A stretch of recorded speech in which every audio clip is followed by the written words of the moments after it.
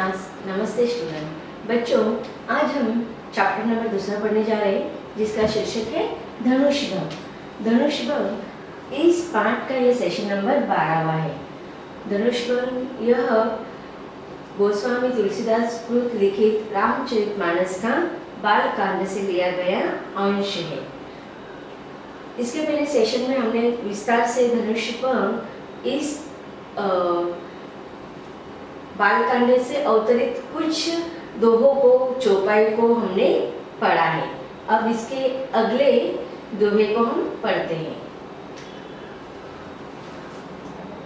दोहा है, राम बिलो के लोग सब चित्र लिखे से देखी, चितई सी कृपायतन जाने बिकेल विशेषी।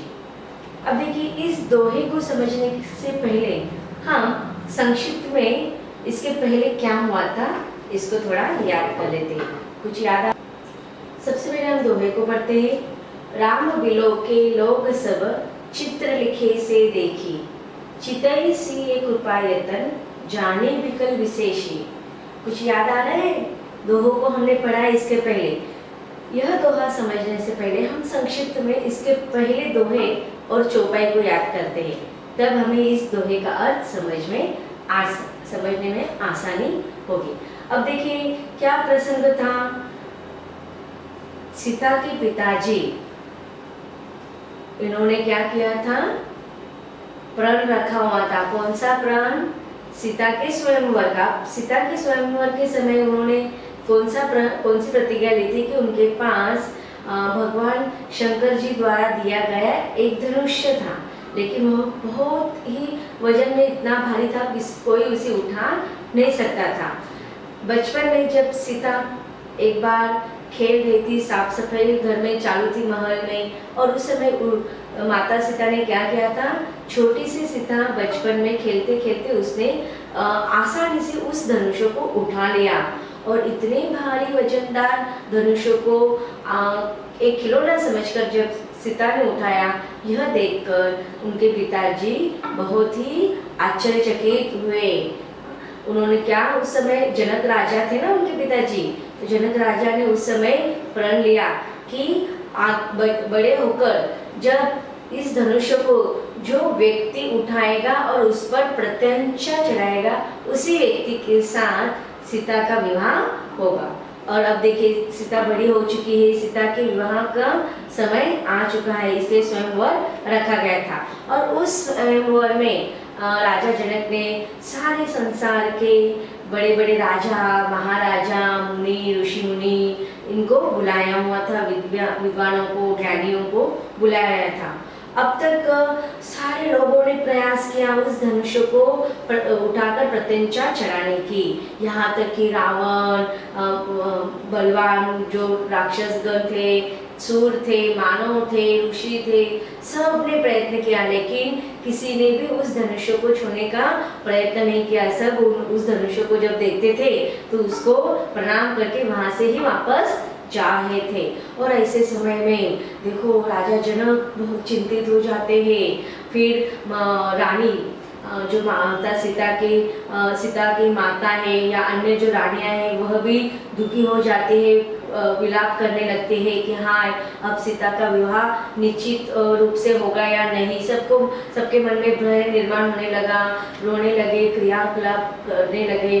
और राजा जनक भी बहुत अधिक चिंतित हो गए कि मैंने जो प्रण लिया है, उस प्रण के वजह से क्या सीता का विवाह आगे हो नहीं पाएगा या नहीं। क्यों? क्योंकि उसे उठाने के लिए कोई योग्य व्यक्ति आगे नहीं आ रहा था। और ऐसे समय में अपने गुरु के साथ, गुरु विश्वामित्र के साथ राम अपने छोटे भाई लक्ष्मण के साथ वहां पर पधारते हैं। और जैसे ही वह प्रवेश करते हैं उस महल में, तो सारे लोग अचंभित हो जाते हैं, सारे लोगों के मन में प्रश्न निर्माण हो जाता है। अब उस समय राम जी थे, वो कैसे थे? तो बालक थे, और ऐसे बालक के द्वारा ये धनुष्य उठाया जाएगा, उस पर प्रत्यंचा चढ़ाई जाएगी, यह सारे प्रश्न सारे लोगों के मन में आ रहे थे। जनक राजा और अन्य महाराजा, उनके जो मंत्रीगण थे, वो चिंतित थे। रानी सीता की माता रानी भी बहुत चिंतित थी। देखा था हमने इसके पहले दोहे में कि क्या हुआ था, उसके मन में प्रश्न आ रहा था कि इतने छोटे से बालक के द्वारा ये इतना बड़ा कार्य हो पाएगा या नहीं। और वो कहते हैं कि देखो ना, यह जो बालक है, बालक राम कैसे हट कर रहे हैं, जो जीत करना उनका उचित नहीं, उनके गुरु भी उनको समझा नहीं रहे हैं। एक यह सारी बातें किसके द्वारा कही जा रही थी? सीता की माता के द्वारा, कि उनको मन में भय था कि इस छोटे से बालक के द्वारा क्या वह धनुष्य उठा पाएंगे और उस पर प्रत्यंचा चढ़ाएंगे, और इस बालक ने जो जीत की है वो उचित नहीं है। यहाँ तक कि उसके मन में यह प्रश्न जो आ रहे थे, वो अपने सखी से कहती है कि देखो ना, बालक के जो गुरु है विश्वामित्र भी उसको समझा नहीं रहे हैं। राम को समझाना चाहिए कि तुम्हारा यह बाल हट अच्छा नहीं है। यहाँ तक कि यहाँ पर उपस्थित जो महल में उपस्थित जो बड़े बड़े मंत्री थे, वह भी राजा को नहीं समझा रहे हैं, राम को नहीं समझा रहे, बालक राम को नहीं समझा रहे। फिर वह राजा जनक के बारे में भी कहते हैं कि बाकी लोगों को तो जाने दीजिए, लेकिन राजा जनक स्वयं विद्वान हैं, ज्ञानी हैं, उनको भी तो उस बालक को समझाना चाहिए। इस प्रकार के तरह तरह के प्रश्न सीता की माँ के मन में आ रहे। और उस समय कौन समझाता है इसको? एक दासी जो राम के प्रतापों से भली भांति जानती है, वह सीता के माँ के मन में आए हुए इस प्रश्नों को, इस चिंता को दूर करती है। वो कहती, फिर अलग अलग दृष्टांत देती है, उदाहरण देते हैं कि किस प्रकार से हमने देखा था कि सागर को इतने बड़े सागर को पी जाने वाले ऋषि के बारे में हमने पढ़ा था कि वो दिखने में एक सर्वसामान्य मनुष्य ऋषि थे, लेकिन उन्होंने इतना बड़ा कार्य किया था। मतलब वो सखी उनको समझाती है कि आप उनके शारीरिक रूप पर मत जाइए, भले वो बालक दिखाई दे रहे हैं, लेकिन वह कौन है? महा कृपा यातन है, इस संसार को तारने वाले हैं, भव सागर को तारने वाले खवैया है। तो इस प्रकार से वह दासी जब सीता की माता को समझाते तो उनको भी उनके मन से वो चिंता दूर चली जाती है, और उनको भी विश्वास हो जाता है कि निश्चित रूप से बालक राम इस धनुष्य पर प्रत्यंचा चढ़ाएंगे। और इस प्रकार के जब राम वहाँ पर आते हैं तो अन्य रावण है या दूसरे जो राजा महाराजा हैं वह भी चिंतित हो जाते हैं। लेकिन जैसे ही राम उस धनुष्य की तरफ पहुँचते हैं तो उस जो गर्विष्ठ राजा थे उनके मन के उनका गर्व वहाँ पर खत्म हो जाता है।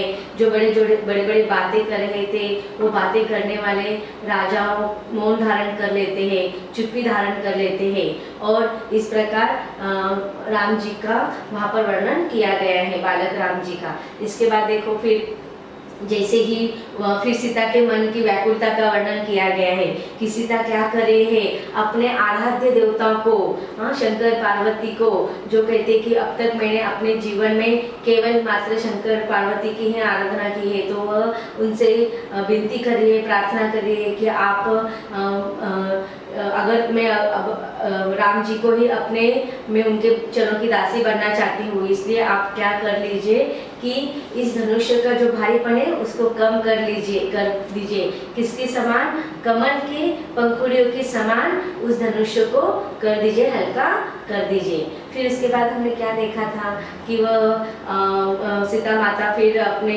कुल देवता के साथ साथ, अपने आराध्य देवता के साथ साथ गणेश जी की वंदना करती है, गणेश जी को प्रार्थना करते हैं, विनती करते हैं कि मैंने आज पहली बार आपकी आराधना की है, आप भी मेरी सहायता कीजिए। फिर वो मन ही मन में अपना सारा समर्पण की भावना वहाँ पर दिखाई देती है माता सीता की। किसके प्रति? अपने आराध्य देवता राम जी के प्रति। वो वहाँ उस समय कहती है कि जो मन में सच्चा प्रेम होता है वह हमेशा पाते ही है। और इस प्रकार वो अपने खुद को, स्वयं को राम जी के चरणों की दासी बनने की इच्छा व्यक्त करती है। उसके बाद में देखो वर्णन में क्या है गोस्वामी तुलसीदास ने कि मछली के समान किस प्रकार से चंद्रलोक में मछलियाँ घूमती रहती, उसी प्रकार उनके नैनों का वर्णन किया है। एक तरफ वो पृथ्वी की तरफ देख रही है तो दूसरी तरफ वह लज्जावश राम जी की तरफ देखती है, और राम जी की तरफ देखने के बाद वो फिर से लज्जावश उनकी आंखें पृथ्वी की तरफ देखने लगती है, धरती की तरफ देखने लगती है। तो यह सारे मतलब उनके मन में लज्जा भी है, अपने पिता के द्वारा किया गया प्रतिज्ञा पर थोड़ी शुद्ध भी होती है, दुखी भी होती है। और यह सारे उनके मन की व्यथा, विरह की भावना, व्याकुलता कौन देख रहे थे? राम जी निहार रहे थे। और जैसे ही प्रभु रामचंद्र ने सीता जी को व्याकुल देखा, बहुत अधिक व्याकुल देखा, तो उन्होंने अपने कदम आगे बढ़ाए। और जैसे ही वो धनुष के पास गए, फिर लक्ष्मण, उनके छोटे भाई लक्ष्मण भी देखो वराह को, शेषनाग को, पूरे पृथ्वी को, पाताल को, दिग्गजों को सावधान किया। कहा कि अब क्या होने वाला है, अपने प्रभु बंधु भ्राता राम जी के द्वारा धनुष टूटने वाला है, इसलिए उन्होंने पृथ्वी को संभालने की सावधानी दी है ना। किसने? लक्ष्मण जी ने। सारे शेषनाग को, वराहों को, कच्छप को, दिग्गजों को, हाथियों को, पृथ्वी को पकड़ कर रखने की इशारा दिया है। क्यों? क्योंकि अब कुछ ऐसा कार्य होने वाला है जिससे क्या हो सकता है, सारी पृथ्वी हिल सकती है। और इस प्रकार राम जी का वर्णन किया गया है। अब देखते हैं इसका अर्थ क्या है कि राम बिलोके लग सब। राम जी ने क्या देखा कि सारे महल की लोगों की तरफ देखा और सब कैसे थे, व्याकुल हो रहे थे। चित्र लेखे से देखी। अब देखिए सारे लोग स्तब्ध होकर, आश्चर्य होकर स्थिर बैठे हुए थे। जैसे कि देखो हम कोई चित्र देखते हैं, हाँ, चित्र में कैसे सारे लोग निर्जीव से खड़े हुए दिखाई देते हैं, तो उसी प्रकार से उन्हें भी सारे लोग महान में एक चित्र की तरह खड़े हुए, आश्चर्य हुए दिखाई दे रहे थे। अब सबके मन में प्रश्न आ रहा था कि क्या होने वाला है, क्या राम इस धनुष को उठा पाएंगे, उस पर प्रत्यंचा चढ़ा पाएंगे या नहीं। और उसी समय चितई सीय कृपा यतन जानी विकल विषयी। सी अर्थात सीता, कृपा यतन मतलब कृपाधाम, अर्थात कौन? प्रभु रामचंद्र जी। चितई की उन्होंने देखा, किसकी तरफ? सीता की तरफ देखा। एक तरफ उन्होंने सारे महल में बैठे हुए लोगों की तरफ देखा, तो उन्हें वह स्तब्ध आश्चर्य हुए, एक चित्र रेखा के समान दिखाई देने लगे। और दूसरी तरफ उन्होंने सीता की तरफ देखा, और सीता की तरफ वो देखते तो उन्होंने क्या जाना? जानी विकल विशेषी, कि विशेष रूप से सीता को व्याकुल होते हुए देखा। क्यों? क्योंकि उनके मन में, सीता के मन में एक तरफ उनके चरणों की दासी होने की व्यथा है, आशा है, और दूसरी तरफ उनके मन में भय है कि पता नहीं अब प्रभु रामचंद्र के द्वारा इतना बड़ा कठिन कार्य हो पाया या हो पाने वाला है या नहीं। वज्र के समान जो धनुष था उसको उठा पाएंगे नहीं। और इसकी जब वो व्याकुलता देखते हैं तो वह आगे बढ़ते हैं। तो इस प्रकार हमने इस दोहे के अर्थ को जान लिया। अब देखते हैं शब्दार्थ। बिलोके देखे, चित्र लिखे, अर्थात चित्र के समान, मूर्तिवंत स्टैचू के समान सब खड़े थे। सिंह सीता, विकल व्याकुल, विशेषी विशेष। अब देखते हैं संदर्भ सेम रहेगा हमारा। प्रस्तुत काव्य पंक्तियां हमारे पाठ्य पुस्तक हिंदी के काव्य खंड के धनुष्यभंग कविता शीर्षक से अवतरित है। यह गोस्वामी तुलसीदास रचित रामचरितमानस में बालकांड से संकलित है। अब इस दोहे का प्रसंग क्या है कि प्रस्तुत पद में समस्त सभा के साथ साथ सीता जी की स्थिति का भी वर्णन किया गया है, उनके मनोदशा का वर्णन किया गया है। अब व्याख्या। गोस्वामी तुलसीदास जी कह रहे हैं कि श्री रामचंद्र जी ने सभा में उपस्थित सभी लोगों की ओर देखा। ये सभी लोग उन्हें चित्र में लिखे हुए के समान अर्थात मूर्तिवंत दिखाई पड़े। इसके पश्चात कृपा निधान श्री रामचंद्र जी ने सीता जी की ओर देखा और उनको इन सब से अधिक अर्थात विशेष रूप से व्याकुल अनुभव किया। अब देखिए राजमहल में बैठे हुए, सभा में बैठे हुए सारे लोग व्याकुल थे, सारे लोगों के मन में प्रश्न था, सारे लोग मूर्तिवंत हो गए थे, लेकिन उनसे भी सबसे ज्यादा बेचैन व्याकुल कौन थी? सीता जी। इसलिए यहाँ पर कहा गया है कि इन सबसे अधिक अर्थात विशेष रूप से व्याकुल का अनुभव कौन कर रही थी? सीता। काव्यगत सौंदर्य देखते हैं कि राम लक्ष्मण देवत्व के गुणों से युक्त थे। इसका आभास इस दोहे में कराया गया है। इस दोहे की जो भाषा है वह अवधि है, शैली प्रबंध और चित्रात्मक है, रस श्रृंगार और शांत रस है, छंद दोहा है, अलंकार अनुप्रास और उपमा है, गुण प्रसाद और माधुर्य, शब्द शक्ति अभिधा और लक्षणा है। अब देखते हैं अगला चौपाई देखते हैं अगली।